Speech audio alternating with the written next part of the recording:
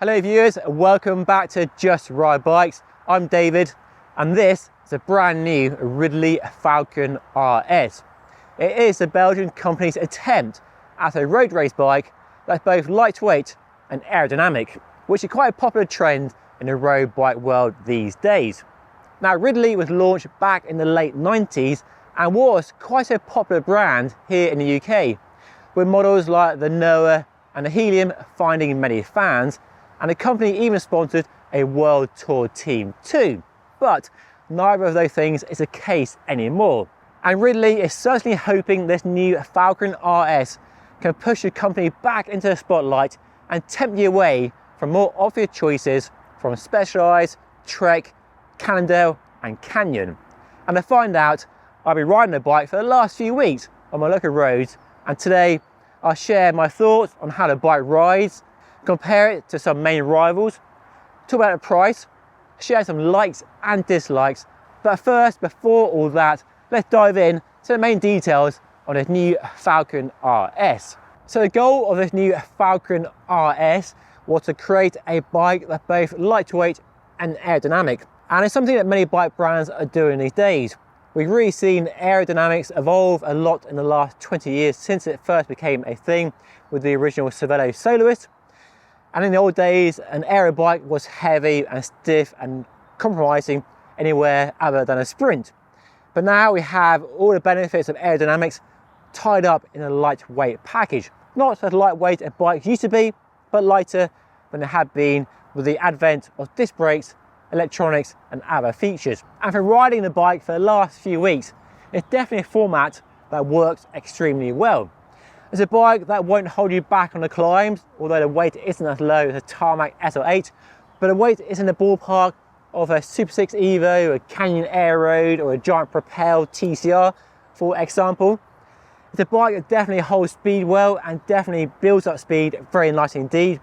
There's plenty of stiffness when you're sprinting or trying to close a gap in the group. And the only downside to this increasing trend for mashing together lightweight and aerodynamic race bikes is they are increasingly looking the same. I mean, so many bikes now have drop rear stays, one-piece carbon Aero handlebar stem, D-shaped seat posts, all these truncated profiles. They are looking very similar, but the Ridley does look good. The fade, the black along the top tube, nice Ridley logo. I think it's a pleasing bike to my eyes at least. But how light is it really? Ridley claims a frame weight for a size medium of 825 grams and 380 grams for the fork. And the bike you see here, without pedals and bottle cage, weighs 7.4 kilos on my scales. So it's light, but not crazy lightweight, especially compared to the class leader right now, the Tarmac SL8. And many other bikes in the space are down to 7 kilos, if not below 7 kilos. But does weight really matter? Well, yes and no. You probably have a strong feeling regarding bike weight. I'm sure you let me know by leaving a comment down below.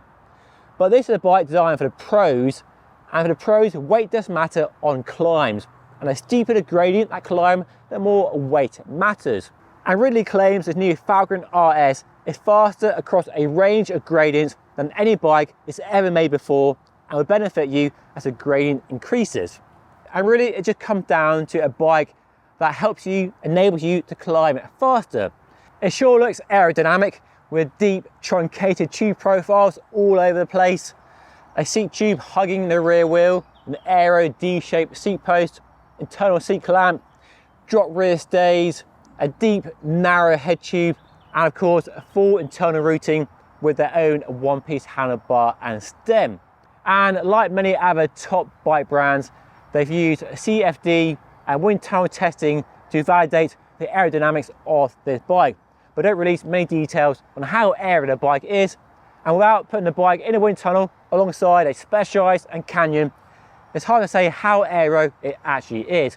There is one key feature that definitely stands out on the bike though, what they call an aero diffuser, which is sort of language we expect with cars and motor racing. So the fork crown has been shaped in a way to allow more space between the fork and the tyre for air to come through, and then shaped the down tube where it meets the crown to just reduce drag and turbulence in that area. It's a small detail, but it claims at 50 km/h, it reduces drag by up to 10% compared to a regular fork. So for the pros racing at 50 km/h, that's a benefit not to be sniffed at. But I'm not sure how much of a benefit it is at 30 km/h or slower.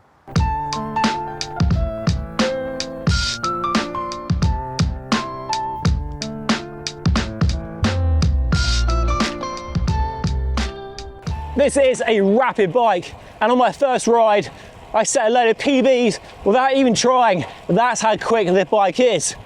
It might be something to do with the spring weather arriving, but the bike is definitely quick. And in my experience, and in my testing data, it's in the same league as a Tarmac or a Super 6 Evo, other lightweight Aero all-rounders. It doesn't quite rip your socks off in the same way a Trek Madone or Canyon Aero does, but it's still a fast bike. On flat roads, rolling roads, there's clearly good aero efficiency from the bike, and it holds its speed very well indeed. It's also a very stiff bike too. Thankfully we have nice wide generous tyres, so comfort for the most part is pretty good. I went down one very narrow, rough potholed lane the other day, and the front end was showing quite a high level of feedback, but generally on some of the better roads, which are still pretty bad, the comfort is passable.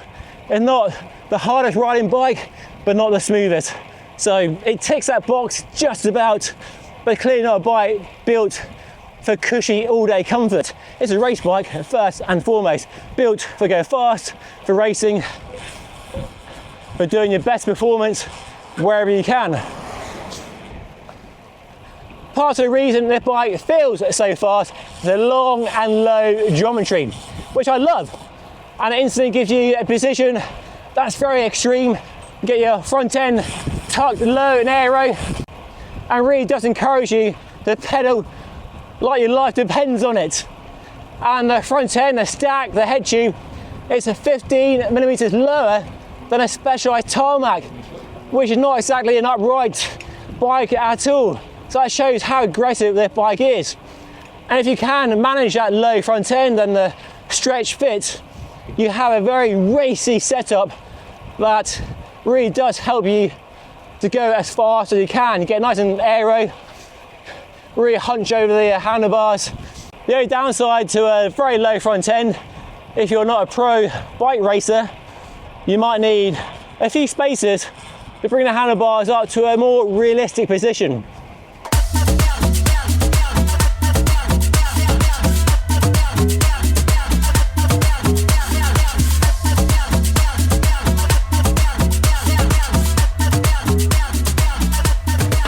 And when you reach a climb, it carries that speed into the hill very well indeed. Not in the same league as an Athos or a TCR or an S-Works Tarmac, but it's still light. I mean, it's not a heavy bike at all.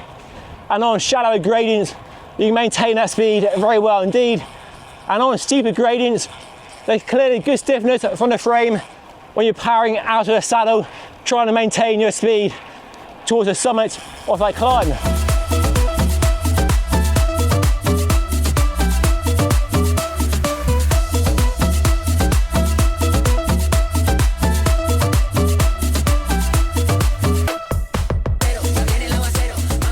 So the bike is priced from £6,400 with a Shimano 105 Di2 group set.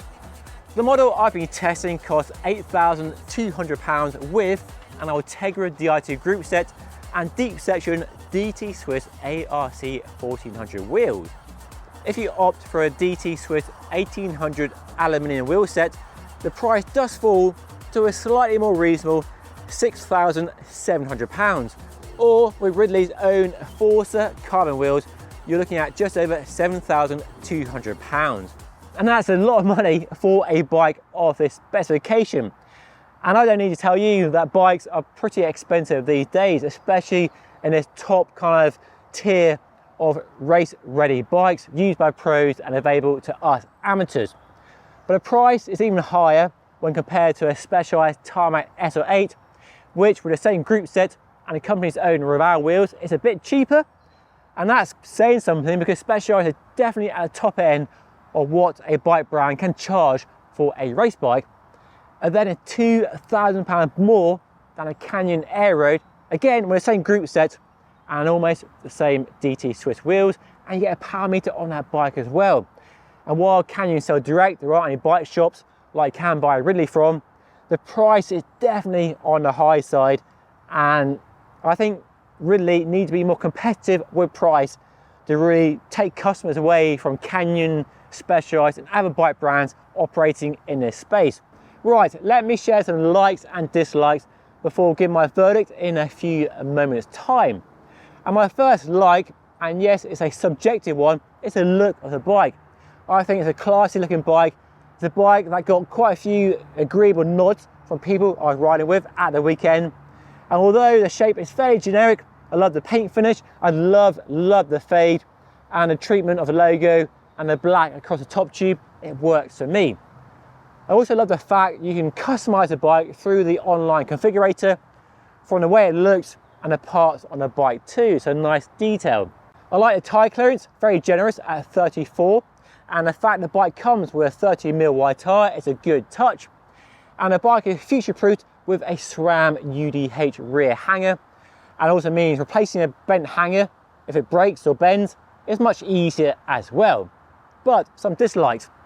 There's a price. It's very expensive, even compared to a Specialized, and that's hard to get past.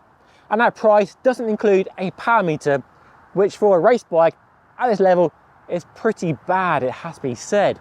And while I definitely love the aggressive stance of the bike, I do worry the low stack will be too low for many people this side of a pro athlete and result in a stack of spaces like we have here. Right, let's wrap up this review of the new Falcn RS. Is it a bike to rush out and buy or avoid? Well, it's not a groundbreaking bike in any way, and it's certainly not the lightest, but it is a package that really impressed me. The speed, performance, handling, and definitely on the comfier end of the aggressive bike spectrum. So for me, it's a bike to consider. It's definitely an appealing package if you can get past a high price, and your local bike shop might be able to do you a nice discount on a bike, or you can use the online configurator and build a bike to your specification and price point, or buy a frame set and build a bike yourself. Anyway, I'll put a link to the company website down below. You're going to find out more details on this bike and other bikes in their range. And if you do want to see a review of the Tarmac SL8, which I have mentioned throughout the review, then watch this video right up here. And of course, don't forget to subscribe by hitting the button right here. But that's all for today. Thank you so much for watching. I'll see you again very soon.